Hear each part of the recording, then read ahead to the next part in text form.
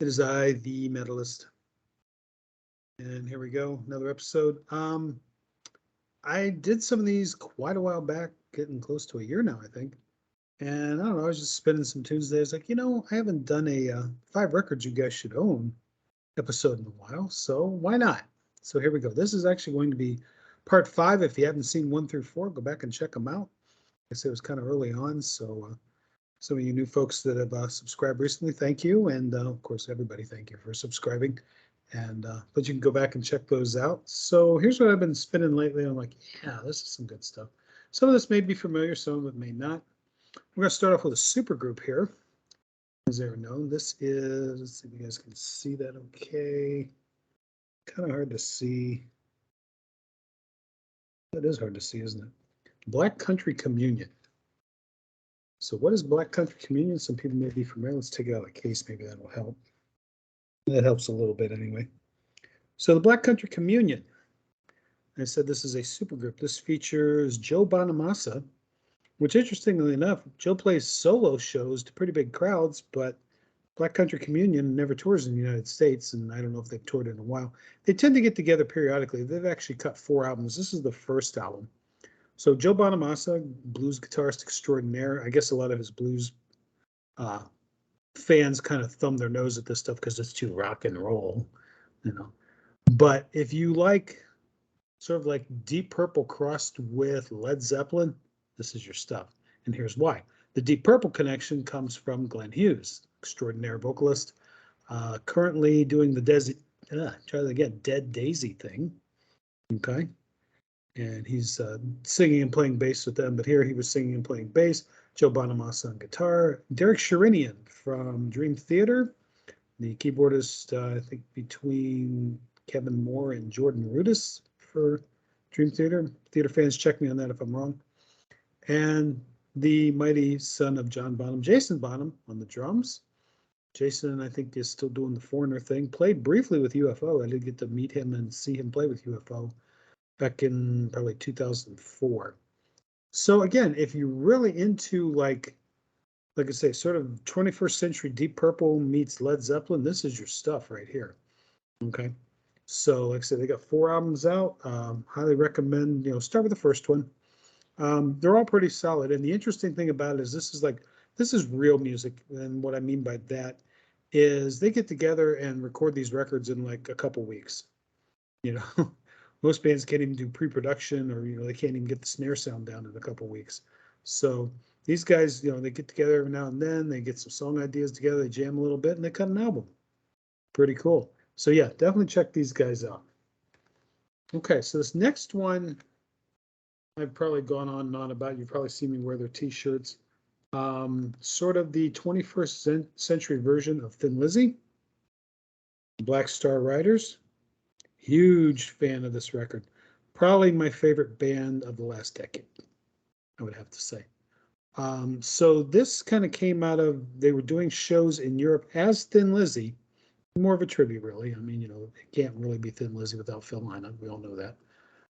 But Scott Gorham was part of the band. And when they were calling it Thin Lizzy, Brian Downey was also there. Also, the keyboardist that did their last couple records, Darren Wharton, was there.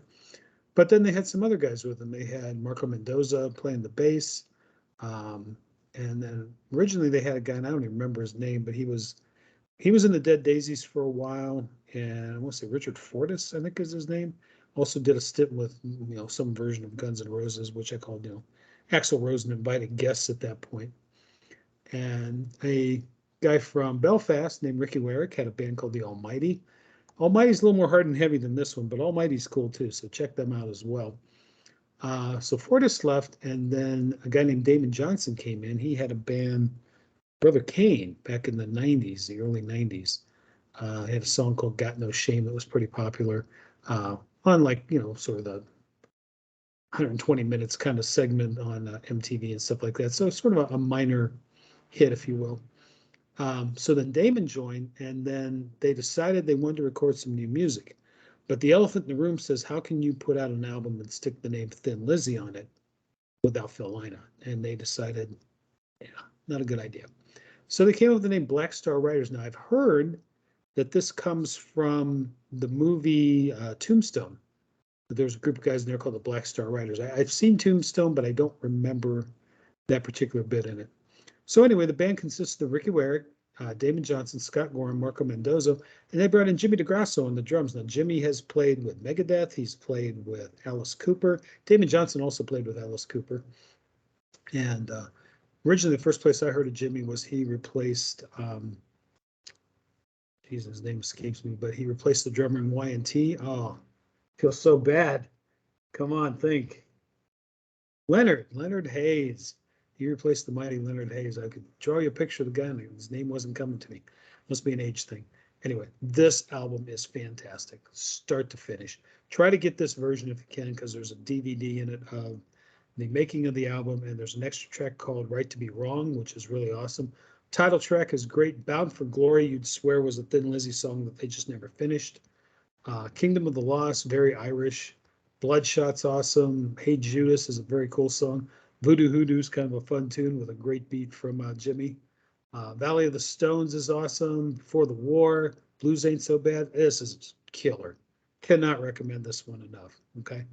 And they also have 4 albums out like Black Country. So yeah, check these guys out for sure.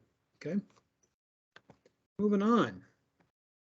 So this is a band, they were out in the early 80s and put on last album they put out third album in 85, and then they just kind of went away.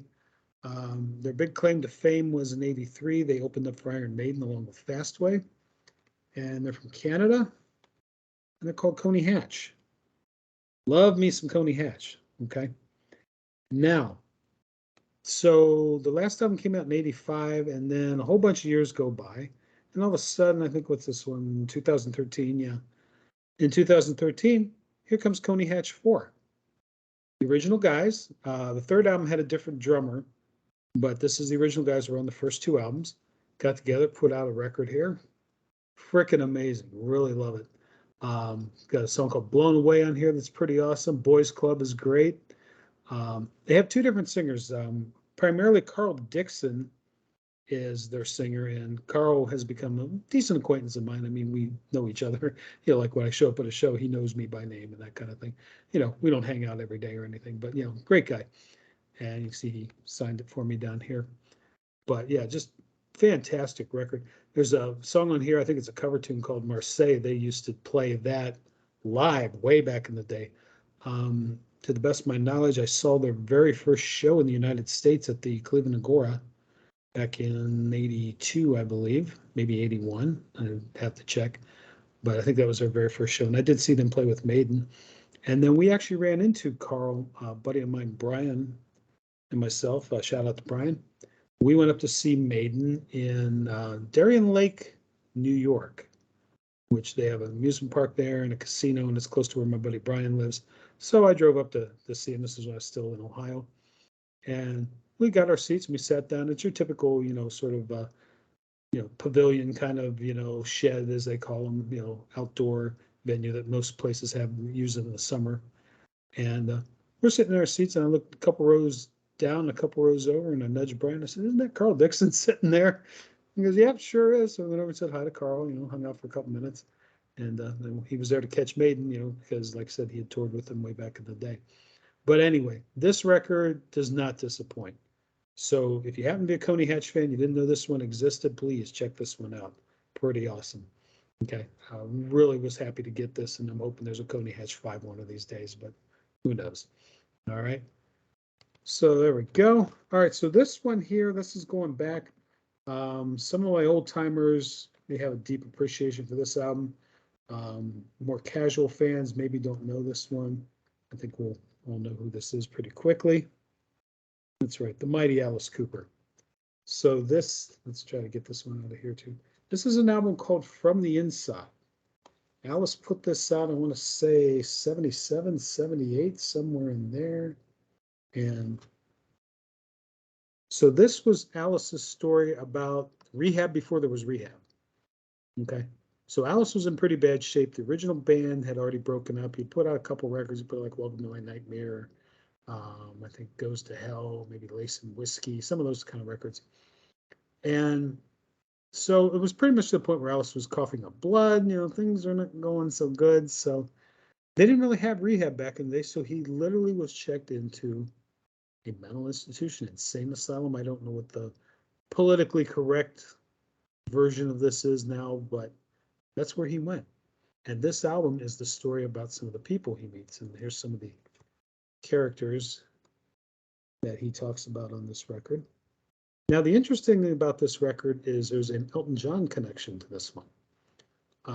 Elton's lyricist, Bernie Taupin, helped with the lyrics. And I don't remember if he plays on the album, but he toured with Alice for this. It was called the Madhouse Rock Tour. And if you've seen my video about some of the tour books and things I have a couple actual tour books from that particular tour. I believe we saw them probably February of '78. So I'm thinking this probably came out in '77. And Davy Johnstone from Alice's band, I mean, not Alice's band, from Elton's band, also played. And it was kind of humorous because when he was introducing the band, he says, "I got this guy from a little English guy." And Davy breaks into a little bit of Saturday Night's All Right for Fighting. And Alice says, "Hey, stop that. I pay you more." So that was pretty interesting. But that was a great tour, and this is a great album. This is one of my favorite Alice Cooper albums, maybe even my favorite. I mean, obviously, there's the classics, Billy Young Babies and Killer and stuff like that. I mean, but this is right up there with it. So if you're not familiar with this record, probably worth your while. Okay, the title track is awesome. They actually had kind of a minor hit back in the '70s, a song called "How You Gonna See Me Now," more of a ballady kind of thing, but Alice was good at that. So yeah, really good record. Need to check this one out for sure. All right, so we got one more today. This is kind of a total left turn here.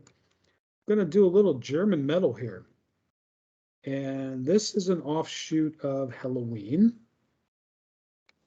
This is their guitarist, who's now back in the band, Kai Hansen, Halloween's founder and guitarist. He went off for a while, and he started this band called Gamma Ray. And again, another album cover that's kind of hard to see. This is an album called Land of the Free. Now, the albums prior to this, I believe this is about their fourth album. The album prior to this featured a guy named Ralph Sheepers. Now, Ralph started up a band with Sinner bassist Matt Sinner called Primal Fear. That's some heavy stuff. And quite frankly, if they hadn't picked Ripper Owens to join into Priest, I think Ralph Sheepers would have been a heck of a choice to join Judas Priest in Rob's absence.